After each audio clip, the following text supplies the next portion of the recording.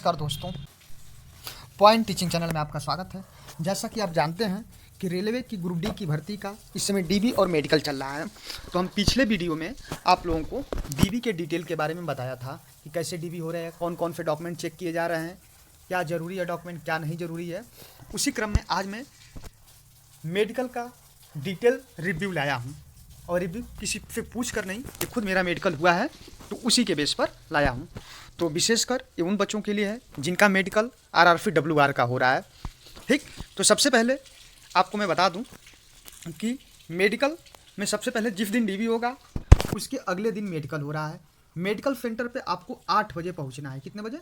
8 बजे पहुंचना है। 8 बजे पहुंचने के बाद आप लोगों को एक कमरे में बैठाया जाएगा। सारे लोगों को एक हॉल में चेयर लगी रहेगी, सबको एक हॉल में बैठाया जाएगा। ठीक, और उस हॉल में आपको एक फॉर्म मिलेगा जिसको आपको फिलअप करना होगा। ठीक, और उसी हॉल में 3 डॉक्टर भी होंगे। ठीक, जो आपका ब्लड, यूरिन और ब्लड टेस्ट करेंगे। ठीक, इतना टेस्ट हो जाने के बाद ब्लड, यूरिन और ब्लड प्रेशर उसी हॉल में फॉर्म फिलअप करने के बाद क्रम से एक एक बच्चों को बुलाया जाता है।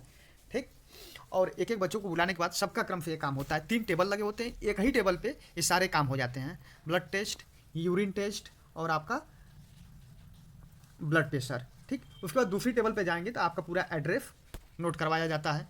पूरा आपका एड्रेस, नाम, पता A to Z आपका नोट करवाया जाता है। फिर जब तीसरी टेबल पर आप आएंगे तो उस तीसरे वाले टेबल पे आपका एक फ़ोटो लगेगा और आपका अंगूठा लगेगा। इतना काम हो जाने के बाद आपको अलग अलग 3 कमरों में भेजा जाएगा। जैसे मेरा जो मेडिकल हुआ था ग्रांट रोड पे, जहाँ डीबी हो रहे थे, ग्रांट रोड पे जिसकी डीबी हो रहा है उसका medical Bandra, Churchgate, Lower Parel और सेंट्रल मुंबई, इन 4 जगहों में से कहीं एक जगह जाना है। ठीक, तो मेरा मेडिकल जो हुआ था बांद्रा में हुआ था।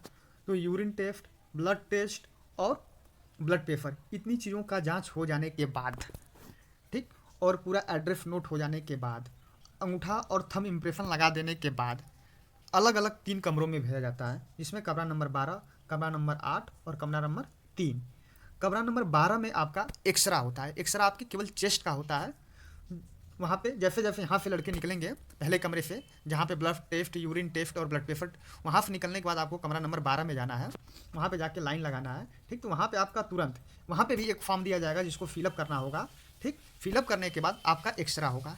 एक्सरा केवल आपके चेस्ट का होगा और तुरंत 5 मिनट के अंदर वो एक्सरा मिल जाता है। ठीक, फिर वो एक्सरा मिलने से पहले उसी के सामने जस्ट कमरा नंबर 8 है। कमरा नंबर 8 में आप जाएंगे तो आपको न्यूट कराया जाएगा। न्यूट मतलब बस केवल अपने अंडरवियर को नीचे करना है और आपका हाइड्रोफिल चेक होता है। अच्छा, कुछ बच्चों को पाइल्स की हल्का फुल्का प्रॉब्लम है तो डर रहे हैं कि झुका कर ऐसा कुछ चेक किया जाता है क्या, तो ऐसा कुछ नहीं होता है। बस आप खड़ा रहेंगे, खड़े खड़े आपका हाइड्रोफिल और हार्निया चेक हो जाएगा। ठीक, और खड़ा खड़ा ही आपको खांसने के लिए कहा जाएगा। तो झुकाकर बिल्कुल नहीं चेक किया जाता, तो डरने की ज़रूरत नहीं है। मेडिकल एकदम नॉर्मल तरीके से हो रहा है। ठीक, उसके बाद आपको कमरा नंबर 3 में जाना है, जहाँ पे 2 मैम है। ऑलरेडी पहले से ही डिसाइड रहता है कि किस मैम का किसके पास होगा और किस मैम का किसके पास होगा। ठीक, या तो मैम लोग खुद, उनके पास डेटा होता है कि हमारे पास इन बच्चों का आँख टेस्ट करना है, आई टेस्ट करना है, वो खुद बुलाने भी आ जाती हैं एक्सरे रूम के पास। ठीक, तो आप वहाँ जब जाएंगे तो सबसे पहले आपको ग्रीन, रेड और येलो लाइट, हल्की वाली लाइट जलाकर दिखाई जाएगी। तो आपको बताना होगा कि ये ग्रीन है, ये रेड है और ये येलो है।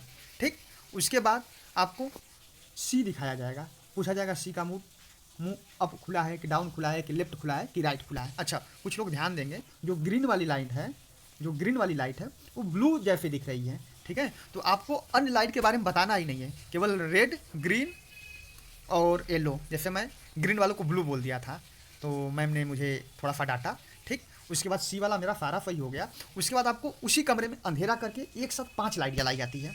ठीक, जिसमें 3 ग्रीन होती है ऊपर वाली और 2 रेड होती है। तो मैम पूछते हैं कितनी लाइट जल रही हैं, तो आपको बताना होता है 5, कितनी ग्रीन और कितनी रेड। ठीक, इतना होने के बाद ठीक, फिर वही मैम किसी दूसरे कमरे में बैठती हैं जहाँ उनका ऑफिस होता है। वहाँ पर आपको जाना होता है, जहाँ आपको वहाँ पर अपने जूते और ऊपर वाले शर्ट और बनियान को निकाल कर जाना होता है।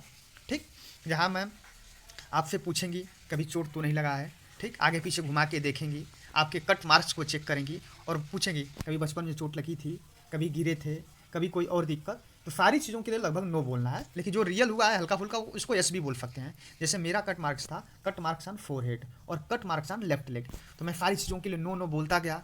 तो मैम बोली कि तेरे सर पे चोट कैसे लगा है, तो कहीं गिरे होगे तभी तो। हम कहें जी मैम। कहें कि जो चीज़ें सही है उसको बताओ। हम कहें ठीक है मैम, यस। फिर हम यस बोल दिए। हम कहें कि ठीक है कोई बात नहीं है, लेकिन कट मार्क्स में कट मार्क्स ऑन फोरहेड लिखे हो और चोट लगने पे पूछ रहे हो, बता रहे हो कि नहीं है, ठीक है, तो उससे कुछ हुआ नहीं। उसके बाद आपको कलर ब्लाइंडनेस चेक होता है। कलर ब्लाइंडनेस में आपको वही बुक दिखाई जाती है, फिर उस बुक पे ऐसे सिंबल बने होते हैं जिसके ऊपर से ऐसे हाथ करके चलाना होता है, ठीक। अगर ये सारी चीज़ें ठीक हो जाती हैं तो आपको अपने आँखों का लेजर चेक करवाने के लिए सेंट्रल मुंबई जाना होता है। कहाँ पे? सेंट्रल मुंबई जगजीवन हॉस्पिटल, ठीक। और वहाँ जाएंगे, फिर वहाँ पे सारे बच्चे पहुँचे रहते हैं। अच्छा हाँ, चाहे लोअर परेल हो, चाहे चर्च गेट हो, चाहे किसी भी जगह के बच्चे हों, सबकी आंखों में जो लेजर चेक हो रही है वो जगजीवन हॉस्पिटल में ही हो रहा है। तो सारे बच्चे वहाँ पहुँचते हैं, सभी लोग लाइन में लगे रहते हैं और लेजर चेक करना मुश्किल से 20 से 30 सेकंड का काम है। वहाँ 20 या 30 सेकंड लगता है और आंखों में लेजर चेक होता है और तुरंत आप यहाँ से, मैम लोग फॉर्म दी रहती हैं, उस पर वो सिग्नेचर और मुहर करके दे देते हैं। फिर उसको ला के मैम के पास, जिस मैम के पास आपकी आंखों की जांच हुई थी उसी मैम के पास ला के सबमिट कर देना रहता है। अब सबमिट कर देंगे, जो फिट रहेंगे उनको तो तुरंत मैम बोल देंगी कि आप पूरी तरह से फिट हैं, अब आप घर जा सकते हैं। ध्यान रखिएगा, कुछ बच्चों को ये सस्पेंस है कि क्या कोई रसीद, कोई रिसिप्ट मिल रही है क्या? कुछ नहीं मिल रहा है। जब आप फिट हैं तो आपको केवल इतना बोल दिया जा रहा है कि आप फिट हैं, अब आप घर जा सकते हैं। जिनके में कुछ डाउट है उनकी आंखों की जांच फिर से की जाती है, ठीक। जिनको कलर ब्लाइंडनेस है उनको शायद 2-3-4 दिन रुकना पड़ रहा है, जिनको कलर ब्लाइंडनेस है। और चश्मा वाले भाई सुन लें, चश्मा वाले भाई, जितने भी चश्मा वाले भाई हैं, अगर वो अपना चश्मा घर से बनवा के उसका नंबर नोट करवा के डॉक्टर से अपना दिखा के पूरा पर्ची वर्ची बनवा कर लेकर जाएंगे, उनका भी काम जल्दी हो जा रहा है, ठीक। मुश्किल से 1 दिन एक्स्ट्रा और रुकना पड़ रहा है। लेकिन जो चश्मा वगैरह बनवा के नहीं ले जा रहा है, पुराना है, चाहे उसका डेटा नहीं लेकर जा रहा है, तो उनको पूरा चश्मा वहाँ पे बनवाना पड़ता है बाहर जाकर, ठीक। तो और जिनको कलर ब्लाइंडनेस है उनको थोड़ी दिक्कत हो रही है, उनको शायद 2-3, जैसे मेरे साथ एक लड़का था, हम लोगों का मंडे को हुआ था, शायद 21 तारीख में, 22 तारीख में मेरा मेडिकल था, तो उसको मैम बोली कि आपको शनिवार तक रुकना पड़ेगा, ठीक। तो आप देख सकते हैं कि 22 तारीख को कौन सा दिन था और उसको शनिवार तक रुकना था। कितने दिनों से रुकना पड़ा, कलर ब्लाइंडनेस वाला भाई था, ठीक। तो और कोई दिक्कत नहीं है। रहा कुछ बच्चे हाइड्रोफिल का पूछ रहे हैं, कुछ बच्चे पूछ रहे थे कि हाइड्रोफिल झुकाकर चेक किया जा रहा है, कुछ बच्चे वो बोल रहे हैं कि मेरा हाथ बचपन में टूटा था, क्या पकड़ लेंगे? तो एकदम बिल्कुल नॉर्मल हो रहा है। जो चीज़ें दिखाई नहीं दे रही उसको कोई वहाँ पकड़ ही नहीं सकता है, ठीक। और ग्रुप डी का है, कोई ना कोई मेडिकल तो मिलेगा ही। A2 मेडिकल है, B1 है, B2 है, C1 है, ठीक।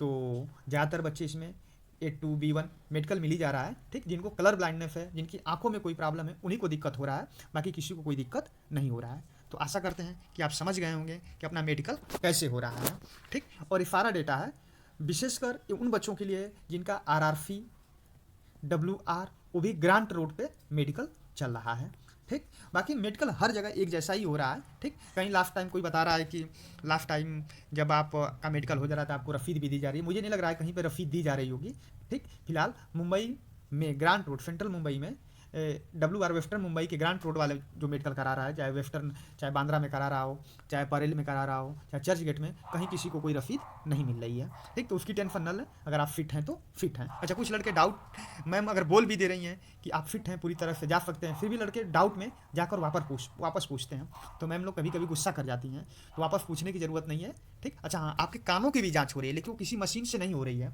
इतना धीरे धीरे लोग बोलते हैं कि आप सुन नहीं पाएंगे, तो उसी में आपका मेडिकल होते होते आपके कानों की भी जांच हो जाती है, ठीक। तो कुछ लोग पूछ रहे हैं कानों की भी जांच हो रही है, तो कानों की जांच आपको पता नहीं चल रहा है, लेकिन जांच हो जा रही है, क्योंकि इतना वो धीरे बोल ही रहे हैं लोग। जहाँ तक मुझे लगता है वो धीरे बोलने का रीज़न है कि वो कान का ही जाँच कर रहे हैं, ठीक। तो समझ सकते हैं कि अब किसी भी बच्चे को मेडिकल में कोई दिक्कत नहीं होगी। अगर फिर भी कोई दिक्कत आती है तो मेरे कमेंट सेक्शन में पूछिए, सबका रिप्लाई दिया जाएगा। और मेरा वीडियो पसंद आए, मेरा काम पसंद आए, तो मेरे चैनल को लाइक शेयर सब्सक्राइब करना ना भूलें। जय हिंद।